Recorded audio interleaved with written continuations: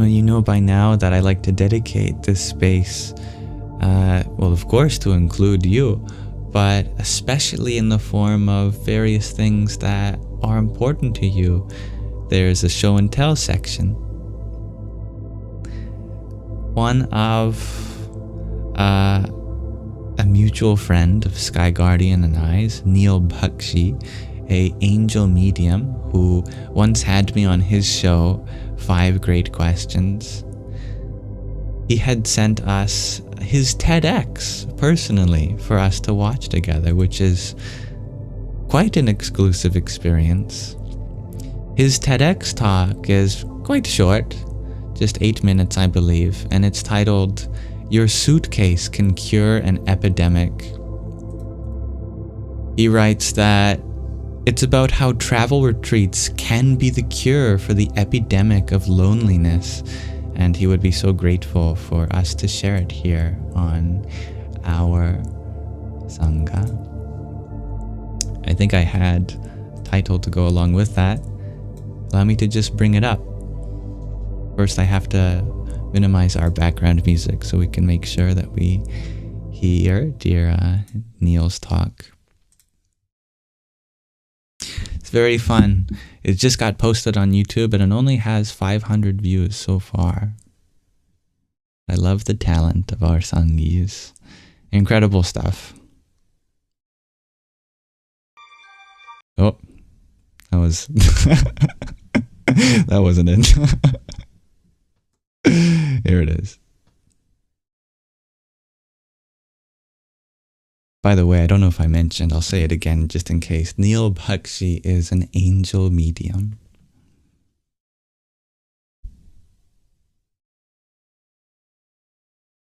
While there's no vaccine for this epidemic, packing your suitcase might just hold the cure. In 2023, the US Surgeon General published an urgent public health advisory requiring immediate action for the epidemic of loneliness. It's as dangerous as smoking up to 15 cigarettes a day, linked to a 50% increased risk of dementia, and affects half of all Americans. Whether it's a breakup, death of a loved one, or lack of close and meaningful friendships, loneliness can come in many forms. For me, it was the sudden and unexpected death of my mom. Yet after traveling through 50 countries across all 7 continents in my lifetime, I've come to discover one of the most unconventional and uncomfortable solutions to our nation's most acute public health crisis. But for a moment, let's put the suitcase down and pick the briefcase up. The summer morning sun reflects off your freshly shined shoes as you heel-toe over the New York City sidewalk. Your brisk pace whisks you into the headquarters of Goldman Sachs, where you grab your morning coffee and sit down at your desk. You pause for a moment to collect yourself before logging in. Wow, a vice president in investment banking at Goldman Sachs. You think to yourself, I've made it. Or have I? 80 to 100-hour work weeks. No time to go on a date, let alone take a vacation. With each promotion, the promise of a more balanced life comes and goes. Nearly a decade on Wall Street and still no change. This was the world I found myself in. Early in my career, after a few years with no meaningful time off, I decided to organize a mini brunch getaway with 6 other junior bankers, while our bosses were across the country at a conference. Hey, while the bosses are away, the juniors shall play. After organizing a couple of these renegade retreat experiences, I learned that the nearly 700 meals and over 50,000 messages I shared with these colleagues in a single year carried a deeper, heartfelt resonance and genuine human connection behind them. If retreats could turn work friends into friend friends, what could they do for seeming strangers outside the office? For over 70 years, psychology has taught us that a sense of belonging is a fundamental human need, as essential as food, water, and shelter. However, what I never learned was how to navigate life when my greatest sense of human belonging suddenly disappeared.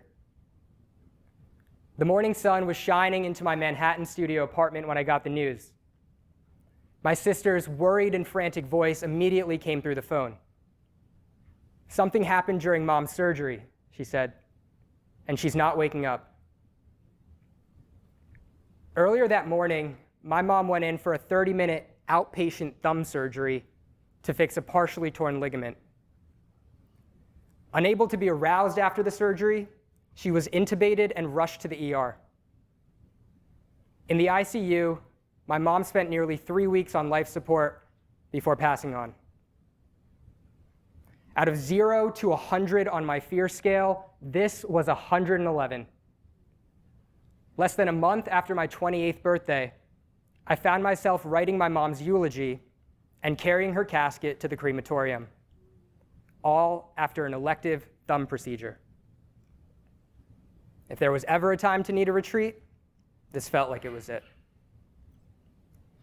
In the wake of my mom's death, I began to ask myself life's existential questions. Who am I? What is my purpose here? If I was suddenly gone tomorrow, would I be fulfilled with the life I lived?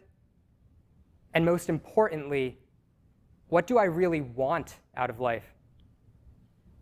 When was the last time you asked yourself these questions? In the months that followed, I returned to my meditation practice, which began at the age of 5. I grew up in a spiritual family, following Paramahansa Yogananda's path of self-realization fellowship and attending weekly group meditation services. However, I veered away from my roots as I focused everything on my career and making lots and lots of money. Yet for the first time in over 23 years, I felt an inner calling during meditation like never before. Every day for 3 straight months, the message was simple. You need to help people.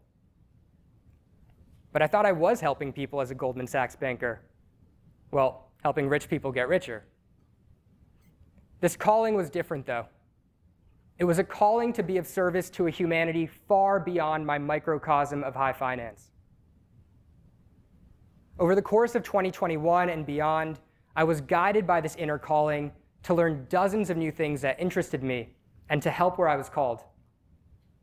I became certified in modalities ranging from life coaching to breath work and body work. Amidst closing over $100 billion of transactions as an investment banker, the level of fulfillment I received from helping people along their healing journey was unlike anything I ever experienced. So, I used my banker brain to calculate my financial runway, then left the prospects of million-dollar salaries and managing director titles behind. In a few years since receiving this inner calling, I traveled to well over 100 cities across 15 countries and 5 continents. I learned from indigenous tribes in the Peruvian Amazon, gave back to women's collectives in Morocco, and explored ancient ruins from Egypt to Mexico. Along the way, I attended more than 15 retreats to aid in my personal healing journey. These unique experiences safely expanded my comfort zone and showed me that people and places are 2 of the most important teachers and healers in my life. Today, science is beginning to show the very real health benefits of traveling. Until relatively recently, scientists believed that the human brain was unchangeable and only declined with age. However, over 6 decades of neurological research has shown that if the body is in an enriched environment, like when you are traveling to a new place, the brain can form new synaptic connections and grow. Traveling has also been associated with a decreased risk of both heart disease and depression, while simultaneously enhancing creativity and bringing greater satisfaction than material purchases. But for the nearly 25% of Americans who have never left the country, traveling can feel downright terrifying. This is where trusted guides, expertly designed itineraries, and a group experience through travel retreats can be the real game changer. No trip to Egypt is complete without a visit to one of the most awe-inspiring world wonders. But this isn't any cookie-cutter experience. The full moon shines on the Great Pyramid just before dawn, on a desolate plateau free of tourists. Inside the king's chamber, you're guided through a private meditation and sound activation with an intimate community of like-minded adventurers. As vibrations ripple through every cell of your body inside this ancient resonance chamber, a sense of regeneration and rejuvenation brings peace and healing to your mind and body. Whether exploring archaeological sites or savoring local cuisine, the people and community aspect of travel retreats unlocks new doors of business networking, collaboration, lifelong friendship, and even love. I have learned as an organizer of retreats and experiences that external travel awakens internal realization. Through travel retreats, you not only heal loneliness, but you begin to create transformative communities rooted in genuine human connection and shared experience.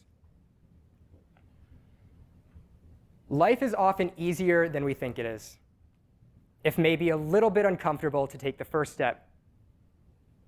The solution to America's epidemic of loneliness is no different, and packing your suitcase might just hold the cure.